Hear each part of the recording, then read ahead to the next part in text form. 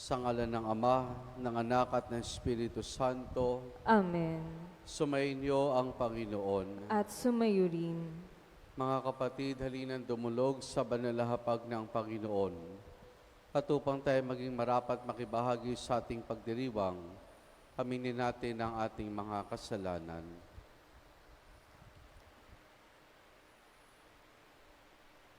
Inaamin ko sa makapangyarihang Diyos at sa inyo mga kapatid, na lubha akong nagkasala sa isip, sa salita at sa gawa, at sa aking pagkukulang.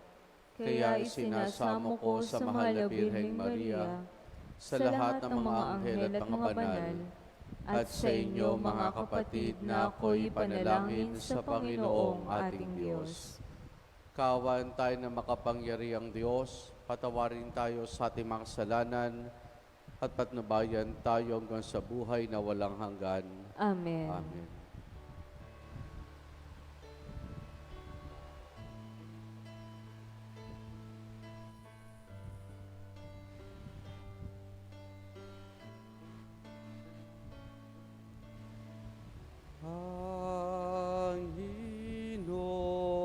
Panginoon, kawan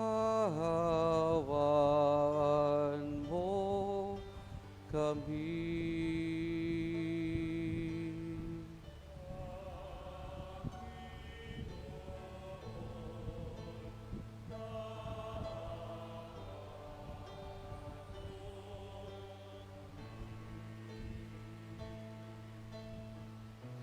Kristo, kawan mo kami.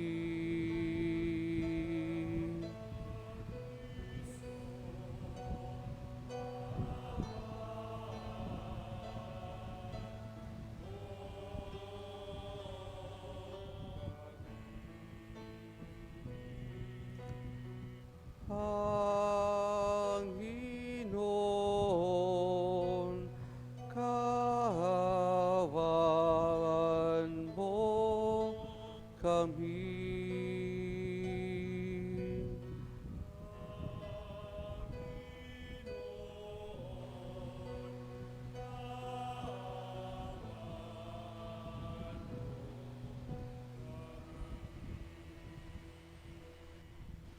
Manalangin tayo. Ama naming makapangyarihan, pakundangan sa pagkapakumbaba ng anak mo masunurin. Ibinangon mo sa pagkadapa ang sangkatauhang masubayin. Ipagulob mo sa amin ang banal na kagalakan upang kami sa gip mo sa kalipinan ay magkamit ng iyong ligayang walang katapusan sa pamamagitan ni Jesus kasama ng Espiritu Santo magpa sa walang hanggan. Amen.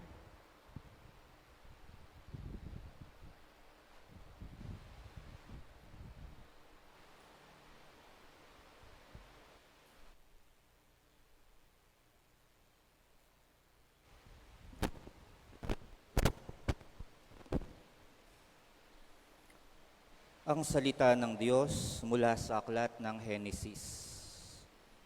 Noong mga araw na iyon, lumapit si Juda kay Jose at ang wika, "Nakikiusap po ako, Ginoo, kung inyong mamarapatin, huwag sana ninyong ikagagalit.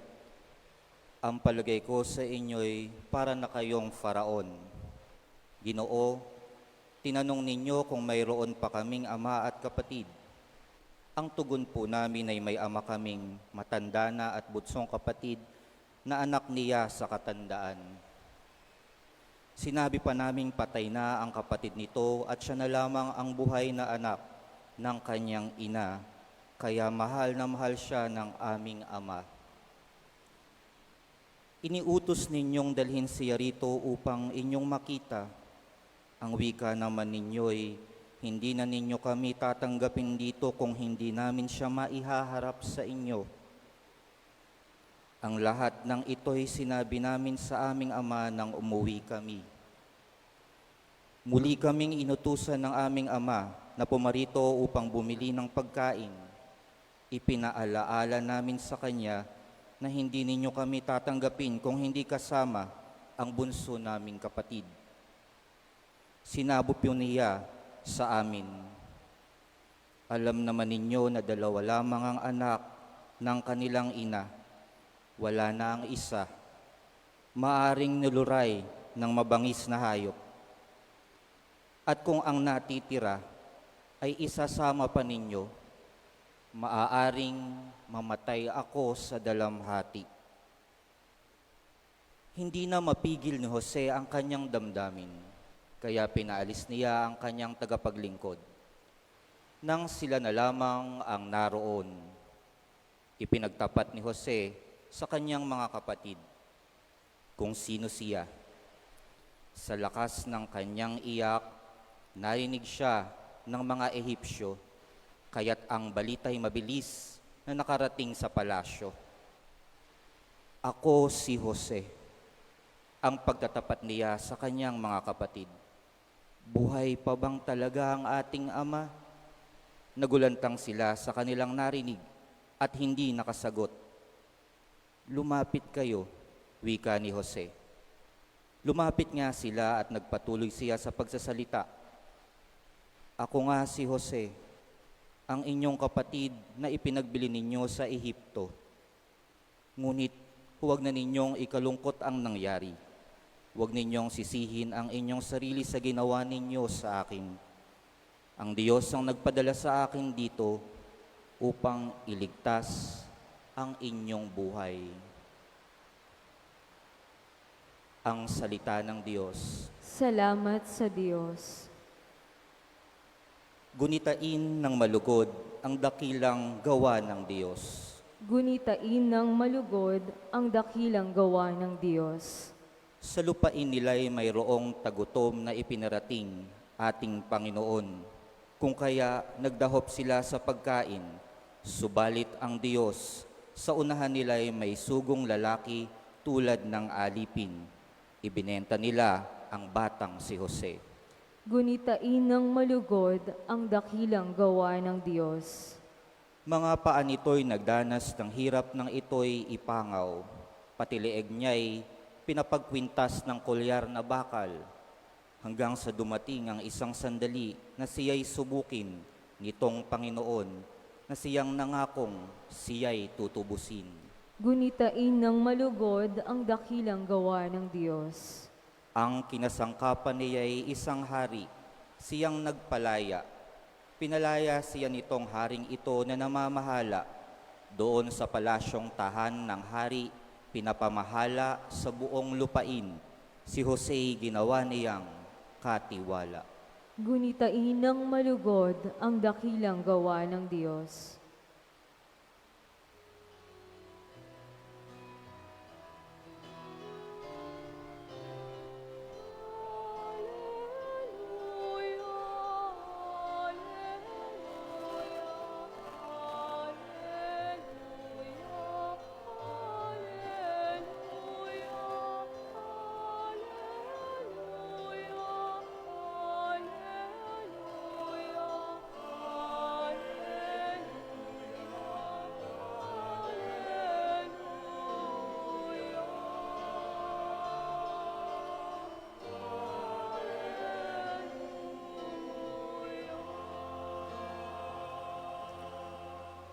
Sumainyo ang Panginoon. At sumayo rin.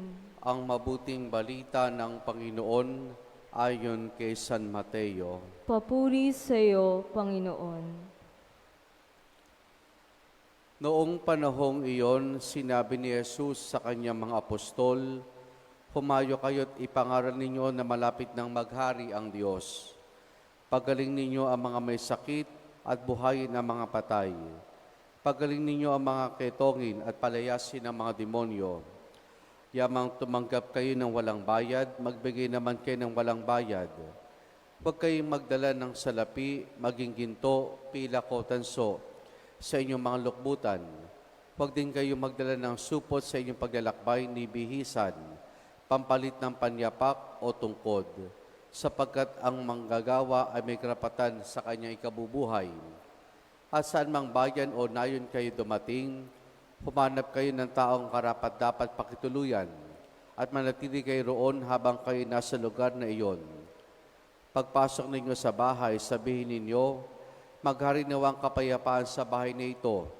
Kung karapat-dapat ang mga tao sa bahay na iyon, panatilihin ninyo sa kanilang inyong bati. Ngunit kung hindi, bawiin ninyo ito. At kung ayaw kayong tanggapin o pakinggan sa isang tahanan o bayan, umalis kayo roon at ipagpagalikabok ng inyong mga paa.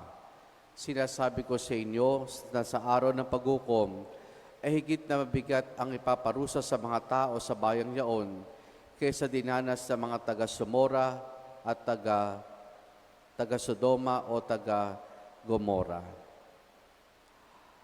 Ang mabuting balita ng Panginoon. Pinupuri ka namin, Panginoong Heso Kristo. Magandang umaga po sa ating lahat. Magandang umaga rin po naman. Mga kapatid, sa mabuting balita na ating napakinggan, matapos hirangin ni Jesus ang kanyang mga apostol, gayon ay sila'y sinusugo upang ipangaral ang paghahari ng Diyos, ang tungkol sa kaharian ng Diyos. Malamang sa panahon natin ngayon ay wala na masyadong dating itong kaharian ng Diyos, paghahari ng Diyos. Pero nung panahon ni Jesus, itong kaharian ng Diyos, itong paghahari ng Diyos, ay para sa kanila napakagandang pakinggan. Hindi talaga napakagandang pakinggan. Bakit? Hindi sa kadahilan ng nung panahon iyon, ang kinikilala lamang kaharian, ang alam lamang nilang kaharian, ay ang kaharian ng impyerno ng Roma na sumakop sa kanila. Kung kaya't nung mapakinggan nila ang tungkol sa kaharian ng Diyos, nandun yung pananabik. Ito na siguro ang bubuwag, ito na siguro ang tatalo sa kaharian sa impyerno ng Roma. Kung kahit para sa kanila iti parang magbibigay sa kanilang panibagong pag-asa tungkol sa kalalagayan nila na patuloy na inaapi, patuloy na inaabuso ng impyerno ng Roma noong panahong yaon. Ngayon, ano ba itong paghahari ng Diyos? Ito'y taliwas talaga sa pagkakaunawa ng mga Hudyo. Ang paghahari ng Diyos, kung titingnan natin, ay itong kung ano mismo yung sinabi ng Panginoon na maaaring maranasan nila. Ang paghahari ng Diyos ay tungkol sa pag-asa. Pag-asa na maaaring maranasan ng mga may sakit sapagkat sila ay gagaling, ng mga inaalihan ng demonyo sapagkat sila ay mapapalaya. Sa madaling salita, ang pag-asa mula sa kagandahang loob ng Diyos. Pag-asa mula sa kagandahang loob at kabutihang loob ng Diyos. Ngayon, mayroong binanggit dito si Jesus. Tumanggap kayo ng walang bayad, magbigay naman kayo ng walang bayad. Tumatanggap tayo sa Diyos ng mga abot-abot biyaya, matuto naman tayong magbigay, magbahagi sa Diyos. Ngayon, isang magandang matutunan nating ibahagi sa Diyos, sa ating kapwa, ay yung ginawa ni Jose sa ating unang pagbasa. Ito mga nagdaang araw ay ating napakinggan ang kwento ng buhay ni Jose na ipinagbili ng kanyang mga kapatid sa mga ngalakal patungo sa Ehipto at nakita natin na sa kanyang pananatili doon, unti-unti umangat ang kanyang buhay sapagkat siya pinagkatiwalaan ng Faraon ng Ehipsyo. Kaya ngayon ay dahil sa dala ng matinding tagutom, dulot ng tagtuyot, ang mga kalapit bayan at bansa ay nagpupunta sa Ehipto para mamili ng pagkain para sa kanilang mga kababayan. At isa na nga dito ay ang kanyang mga kapatid. Nakilala ni Jose ang kanyang mga kapatid, ngunit hindi siya nakilala.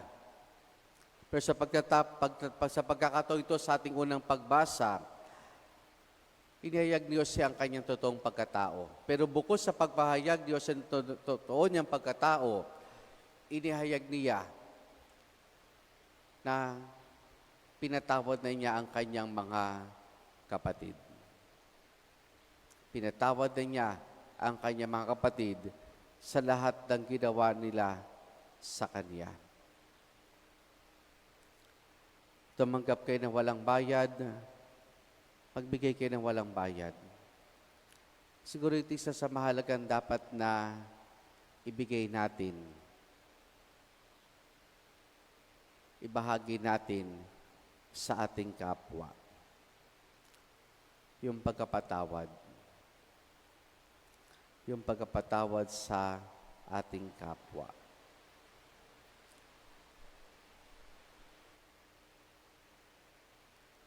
Isa pang pamamaraan para unawain itong sinasabi ni Jesus magbigay, tumanggap at pagbigay.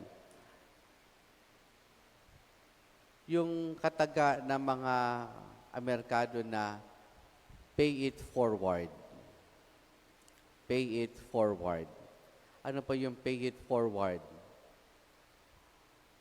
Tumanggap ka ng kabutihan, ng tulong sa iyong kapwa. Sa halip na ibalik mo to dun sa gumawa ng kabutihan sa iyo, gawin mo ito sa ibang tao na nangangailangan.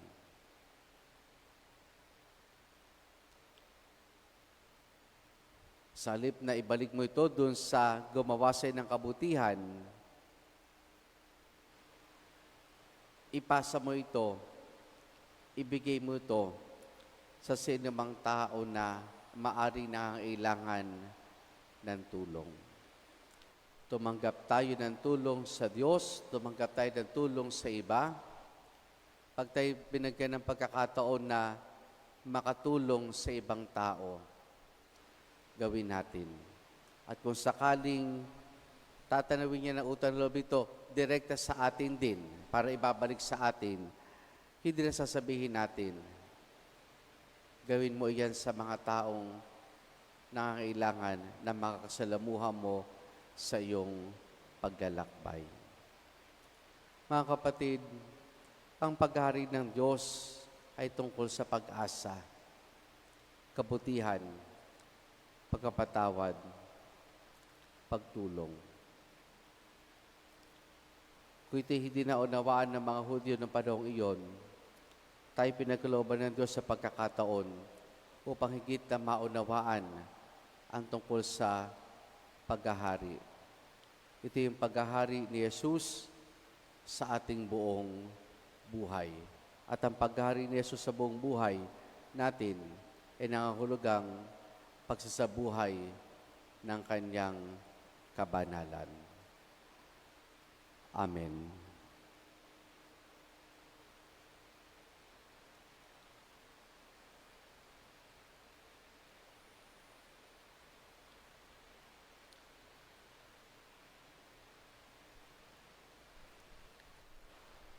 Tayo ay kabahagi na wala hanggang plano ng Diyos. Pinili ni Kristo ang bawat sa atin sa dahilang tanging siya lamang nakakabatid. Itaas sa atin ang ating mga panalangin sa Diyos na Ama at siyang nangangalaga sa atin. Ating itutugon, mapagbigay na Diyos, pakinggan mo kami. Mapagbigay na Diyos, pakinggan mo kami.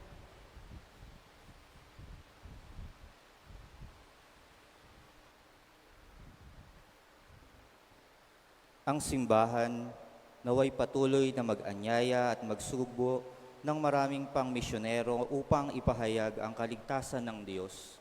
Manalangin tayo sa Panginoon. Mapagbigay na Diyos, pakinggan mo kami. Ang mga taong nalilito o kulang sa paggalang sa sarili, naway maunawaan ang plano ng Diyos para sa kanila. Manalangin tayo sa Panginoon. Mapagbigay na Diyos, pakinggan mo kami. Yaong mga tumatanggi sa mga tagapagdala ng mensahe ng Diyos at sa katotohanan ng kanilang taglay, naway makadama ng habag ng Diyos. Manalangin tayo sa Panginoon. Mapagbigay na Diyos, pakinggan mo kami. Yaong may malubhang karamdaman, naway tanggapin ng bukas loob ang sakramento ng pagpapagaling at pakikipagkasundo. Manalangin tayo sa Panginoon. Mapagbigay na Diyos, pakinggan mo kami. Ang mga tapat na namayapa, Naway makapiling ni Kristo sa huling hantungan ng kaluwalhatian ng kanyang paghahari. Manalangin tayo sa Panginoon. Mapagbigay na Diyos, pakinggan mo kami.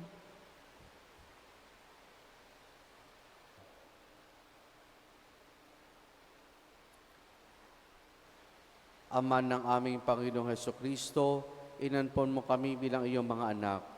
Tulungan mo kaming pahalagahan ang maraming biyayang ito habang itinataas namin sa iyo ang aming panalangin sa pamamagitan ni Jesus na aming Panginoon. Amen.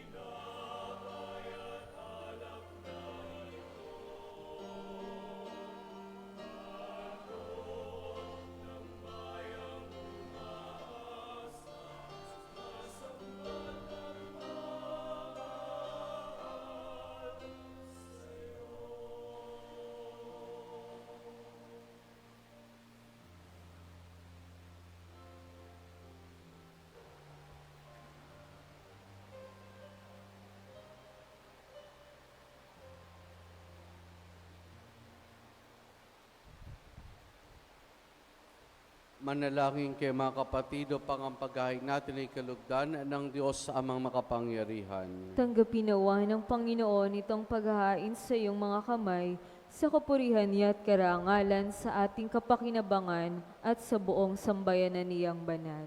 Ama naming lumikha, ang paghahain namin sa iyong ngalan ay sinawang sa amin dumalisay, upang ito'y maging pagganap araw-araw ng aming paglipat sa buhay sa kalangitan sa pamamagitan ni Jesus, kasama ng Espiritu Santo magpasawalang hanggan. Amen. Sumainyo ang Panginoon. At sumayo rin. Taas sa Diyos sa inyong puso at diwa. Itinaas na namin sa Panginoon. Pasalamatan natin ang Panginoong ating Diyos. Marapat na siya'y pasalamatan. Ama naming makapangyarihan, tunay nga marapat na ikaw ay aming pasalamatan.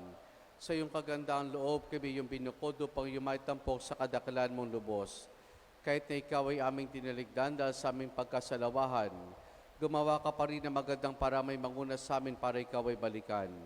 Kahit ang iyong minamahal na anak ay nag-isa sa mga taong hamak, upang may kapwa kami makapagligtas sa aming pagkapahamak at pagkaligaw ng landas. Kaya kaysa namang anghel, nagsisiawit ng papuri siya ng walang humpay sa kalangitan, kami nagbubunyi sa iyong kadakilaan. Santo, Santo, Santo, Panginoong Diyos ng mga hukbo, napupuno ang langit at lupa ng kadakilaan mo. Hosana sa kaitaasan,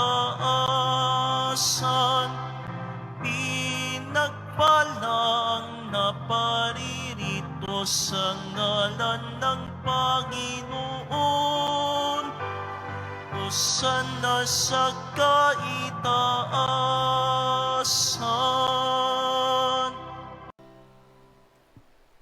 Ama naming banal, ikaw ang bukal ng tanang kabanalan. Kaya't sa pamamagitan ng iyong Espiritu, gawin mong banal ang mga kaloob na ito upang para sa amin maging katawan at dugo ng aming Panginoong Hesukristo. Bago niya pinagtiis ang kusang loob na maging handog, hinawakan niya ang tinapay, pinasalamatan kaniya, pinaghati-hati ngayon, iniabot sa kanya malagad at sinabi, tanggapin ninyo lahat ito at kanin itong aking katawan na iahandog para sa inyo.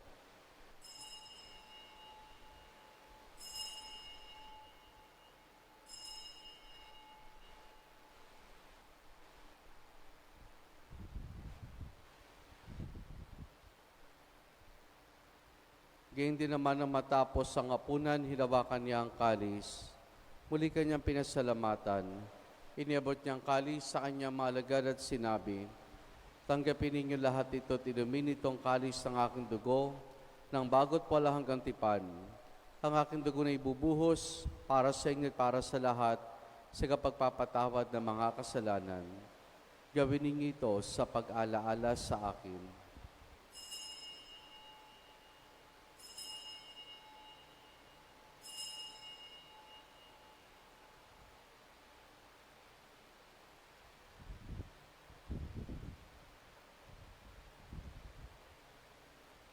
Ang misteryo ng ating pananampalataya.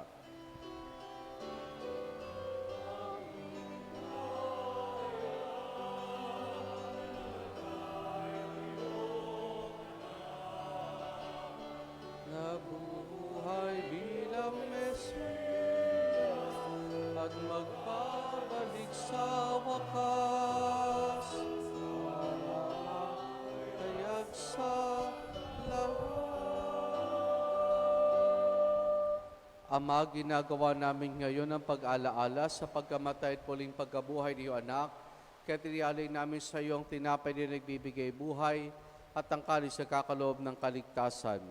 Kami nagpapasalamat dahil kami minarapat at tumayo sa harap mo para maglingkod sa iyo. Isinasamo namin kaming magsasalo-salo sa katawan at dugo ni Kristo ay mabuklod sa pagkakaisa sa pamamagitan ng Espiritu Santo. Alalahanin mo rin ang mga kapatid naming nahimlay na may pag-asang sila'y muling mabubuhay, gayon din na lahat ng mga pumanaw at mga kaluluwa sa purgatorio. Kaawan mo sila at patuloyin sa iyong kaliwanagan. Kaawan mo at pagindapati kaming lahat na makasalo sa iyong buhay na walang wakas. Kaisa ng mahal na Birheng Maria na Ina ng Diyos, ang kanyang kabiyak ng puso si San Jose. Kaisa ng mga apostol, ni San Juan Bautista at ang lahat ng mga banal na namuhay dito sa daigdig ng kalugod-lugod sa iyo. May pagdiwang nawa namin ang pagpupuri sa ikararangal mo sa pamamagitan ng iyong anak na aming Panginoong Heso Kristo. Sa pamamagitan ni Kristo, kasama niya at sa Kanya, ang lahat ng parangal papuri sa iyo, Diyos amang makapangyarihan, kasama ng Espiritu Santo, magpa sa walang hanggan.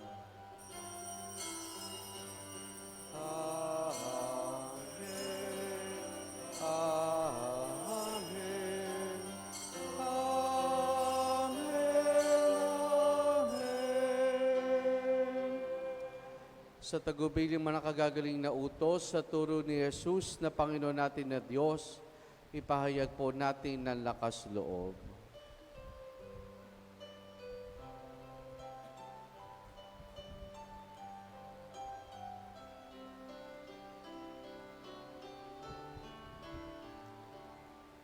Ama namin, sumasalangit ka, sambahin ang ngalan mo.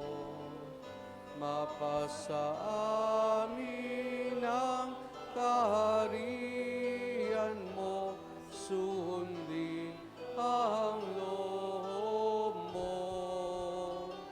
Dito sa lupa para ng sa langit, bigyan mo kami ngayon ng aming kakanin sa araw-araw, at patawarin mo ang aming mga sala para ng pagpapatawad namin sa nagkakasala sa amin. At huwag mo kaming ipahintulot sa tukso, at iadya mo kami sa lahat ng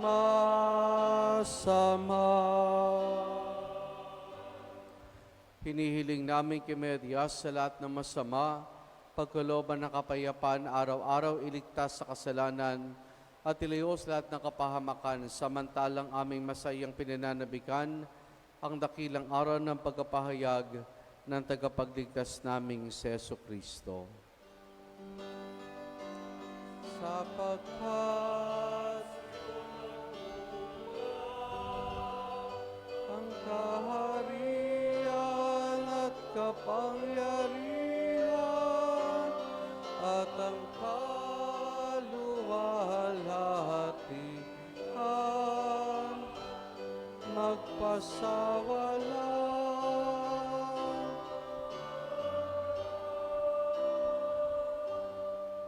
Panginoong Jesucristo, sinabi mo sa iyong mga apostol, kapayapaan ang iniwan ko sa inyo, aking kapayapaan ang binibigay ko sa inyo.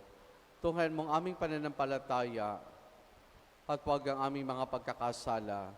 Pagkalooban mo kami ng kapayapaan at pagkakaisa ayon sa iyong kalooban, kasama ng Espiritu Santo magpasawalang hanggan. Amen. Ang kapayapaan ng Panginoon ay lagi nawang sumainyo. At sumayo rin. Mga kapatid, maghangad at magbahagi po tayo ng kapayapaan ni Jesus sa isa't isa.